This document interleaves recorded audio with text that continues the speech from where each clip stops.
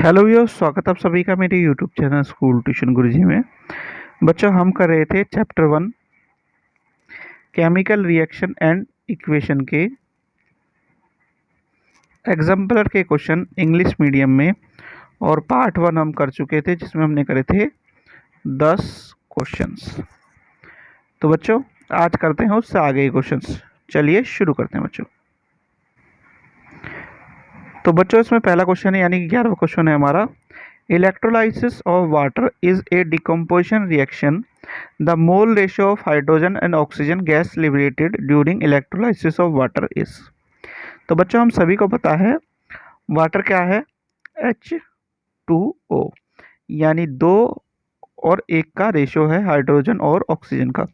तो जो gas liberate होगी वो भी इसी रेशियो में होगी, यानी 2:1 के रेशियो में होगी बच्चों। चलिए क्वेश्चन नंबर 12 देखते हैं बच्चों। क्वेश्चन नंबर 12 क्या कहता है बच्चों आपका?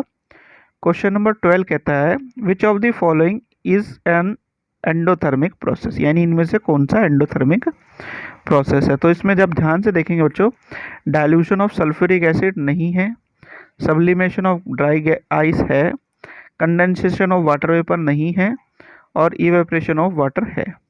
तो आपका डी आंसर हो गया बच्चों। चलिए अगला क्वेश्चन देखते हैं। अगला क्वेश्चन है क्वेश्चन नंबर 13। क्या कहता है ये? In the double displacement reaction between aqueous potassium iodide and aqueous lead nitrite a yellow precipitate of lead iodide is formed. While performing the activity, if lead nitrite is not available, which of the following can be used in place of lead nitrite? यानी आपको एक double displacement reaction कराना है जिसमें आपने aqueous potassium iodide को लिया है और एक्वस लेड नाइट्राइट को लिया है। अब जो लेड नाइट्राइट और एक्वस पोटेशियम आयोडाइड है, इसके रिएक्शन से एक येलो पीपीटी बनना है, प्रेसिपिटेट बनना है, जिसे हम लेड आयोडाइड कहते हैं। अब इस एक्टिविटी में अगर लेड नाइट्राइट आपके पास ना हो रिएक्शन के लिए, तो इसके प्लेस पे आप किस चीज़ को ले सकते हैं? तो इसके प्लेस पे आप किस चीज़ को ले सकते हैं बच्चों? आप ले सकते हैं इसके प्लेस पे लेड एसीटेट को। ठीक है बच्चों, चलिए अगला क्वेश्चन देखते हैं।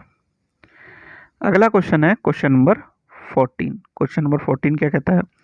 विच of the following gases can be used for storage of fresh sample of an oil for a long time, यानी इनमें से कौन सी गैस को हम स्टोर करने के लिए ऑयल के सैंपल को ज़्यादा टाइम तक के लिए हम यूज़ कर सकते हैं।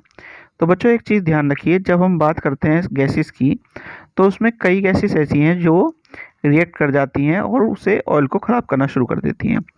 तो यहाँ पे 2 नाम तो हमें सीधे सीधे दिख रहे हैं, जिसमें ऑक्सीजन है पहले में ऑप्शन में, दूसरे में भी ऑक्सीजन है, तो ये हमें यूज़ नहीं कर सकते। उसके बाद हीलियम और कार्बन डाइऑक्साइड इसलिए यूज़ नहीं कर सकते क्योंकि ये अलग अलग तरीके से इनएप्लीकेबल हैं यूज़ करने के। ठीक है बच्चों, आखिरी में बची हमारे पास हीलियम और नाइट्रोजन, तो इसे हम यूज़ कर सकते हैं कॉम्बिनेशन में। ठीक है बच्चों, तो यही आपका आंसर है। चलिए क्वेश्चन नंबर 15 देखते हैं बच्चों। क्वेश्चन नंबर 15 है आपका क्या? The following reaction is used for the preparation of oxygen gas in the laboratory। यानी इस रिएक्शन को, दी गई रिएक्शन को हमने क्या किया? लेबोरेटरी में ऑक्सीजन की फॉर्मेशन के लिए इस्तेमाल किया। अब क्या कह रहा है?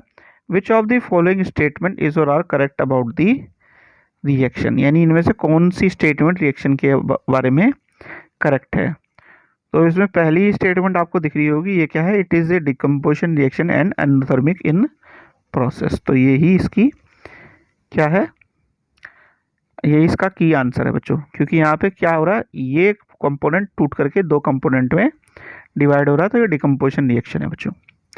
ठीक है, चलिए अगला क्वेश्चन देखते हैं। अगला क्वेश्चन है बच्चों question number 16। Which one of the following process involve chemical reaction, यानी इनमें से कौन सा प्रोसेस ऐसा है जो केमिकल रिएक्शन को इन्वॉल्व कर रहा है। ठीक है, तो storing of oxygen gas under pressure in A gas cylinder, ये नहीं है।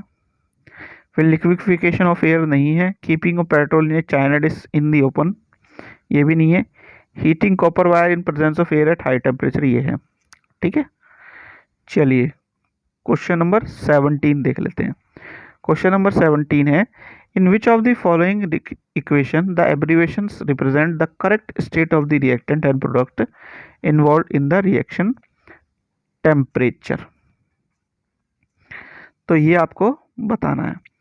तो इसमें ज़रा ध्यान से देखेंगे बच्चों, तो हाइड्रोजन और ऑक्सीजन दिखा रखा है, तो दोनों गैस होती हैं, ठीक है, इस बारे में दिखा रखा है, तो ये आपका आंसर हो गया डी। चलिए क्वेश्चन नंबर 18 देख लेते हैं। क्वेश्चन नंबर 18 आखिरी क्वेश्चन है आपका। Which of the following are combination reaction, यानी इनमें से कौन सा आपका कॉम्बिनेशन रिएक्शन है। तो ये तो अभी हमने देखा था, ये तो है नहीं कॉम्बिनेशन रिएक्शन बच्चों आपका, ठीक है। फिर उसके बाद जो नीचे वाला है वो आपका कॉम्बिनेशन रिएक्शन है, इससे नीचे वाला भी आपका कॉम्बिनेशन रिएक्शन है, ये नहीं है। तो आंसर हो गया आपका डी। तो बच्चों ये हो गया आपकी सारे क्वेश्चंस एग्जाम्पलर के कंप्लीट इस चैप्टर के। आशा करता हूँ आपको वीडियो अच्छी लगी होगी। Thank you.